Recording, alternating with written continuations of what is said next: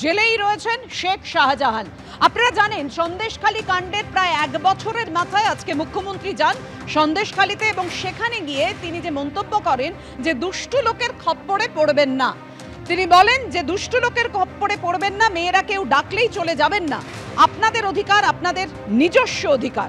আমি জানি এখানে অনেক টাকার অঙ্কের খেলা হয়েছে, পরে দেখলেন তো সবটাই ভাঁওতা, মিথ্যে বেশি দিন চলে না। ঠিক কি বলেছেন মমতা বন্দ্যোপাধ্যায়, দেখুন। আর মিলেমিশে থাকবেন, কোনো দুষ্টু লোকের খপ্পরে পড়বেন না। আর মনে রাখবেন, কোনো মেয়েরা কেউ ডাকলেও আর চলে গেল সেটাও যাবেন না। আপনাদের অধিকার আপনাদের নিজস্ব অধিকার। সরকারি যখন প্রজেক্ট পরিকল্পনার জন্য চেষ্টা করবেন, সরকার দুয়ারে সরকার করবে, আপনার দরজায় আসবে, আপনি তাকে বলবেন, সে আপনার কাজটা দেখবে। আর যদি কেউ আপনাকে ভুল বোঝায়, মিথ্যে কথা বলে, আমি জানি এখানে অনেক টাকার অঙ্কের খেলা হয়েছে, পরে দেখলেন তো সবটাই ভাঁওতা, মিথ্যা বেশি দিন চলে না, মিথ্যেটা কিন্তু একদিন প্রকাশ পায়। আমি চাই যা হয়েছে হয়েছে, আমার মনে নেই, আমি ভুলে গেছি। আমি মনে রাখতে চাই সন্দেশখালীর মেয়েরা, ছেলেরা তারা 1 নম্বর স্থানে আসুক, তারা ভারতবর্ষে 1 নম্বর হোক, তারা সারা বিশ্ব জয় করুক, সারা বিশ্বে 1 নম্বর হোক, তারা এগিয়ে যাক। অর্থাৎ মমতা বন্দ্যোপাধ্যায় বলছেন সবটাই ভাঁওতাবাজি এবং মিথ্যে কথা। মেয়েদের উদ্দেশ্যে তিনি বললেন কেউ ডাকলেই চলে যাবেন না। এই নিয়ে সন্দেশখালীর বিজেপি নেত্রী রেখা পাত্র কি বলেছেন, দেখুন।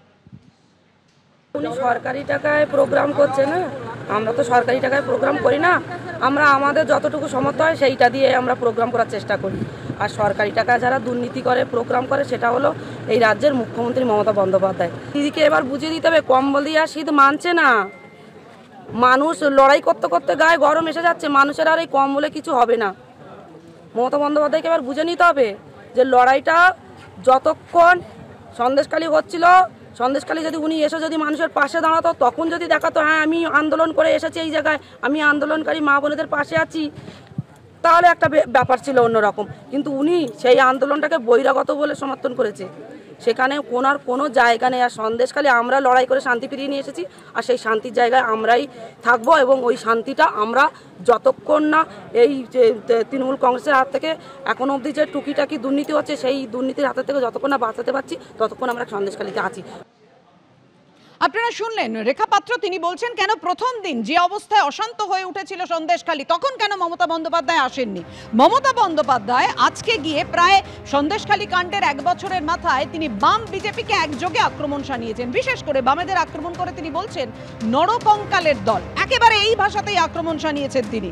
সারাক্ষণ চক্রান্ত করছে বিজেপি, ওদের টাকায় হাত দেবেন না, সব থেকে বেশি অত্যাচার করে বড় বড় কথা বলেছে বামেরা, এদের মিথ্যে কথায় ভুলবেন না, আমি পাহারাদার। সন্দেশখালীতে কিছু হলে 1 মিনিটে জানতে পারবো।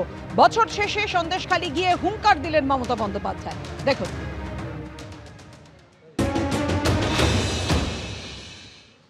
আমি সারা জীবন অনেক লড়াই করেছি, অনেক বন্দুক আমার দিকে তাক করা হয়েছে, আমার চোখ থেকে, মাথা থেকে, পা থেকে, কোমর থেকে সবটাই মেরে প্রায় ভেঙে দিয়েছিল সিপিএম সরকার, আমাকে প্রাণে মারতে গেছিল অনেকবার। বিজেপির চক্রান্ত তো আপনারা জানেন, সারাক্ষণ ওদের অনেক টাকা আছে।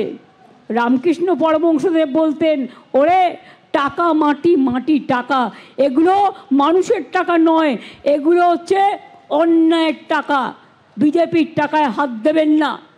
আর ইদানিং কিছু হঠাৎ যে বামফ্রন্ট সবচেয়ে বেশি অত্যাচার করে গেছে মানুষের ওপরে, তারা আমাদের খুন করতে দ্বিধাবোধ করেনি দিনের পর দিন।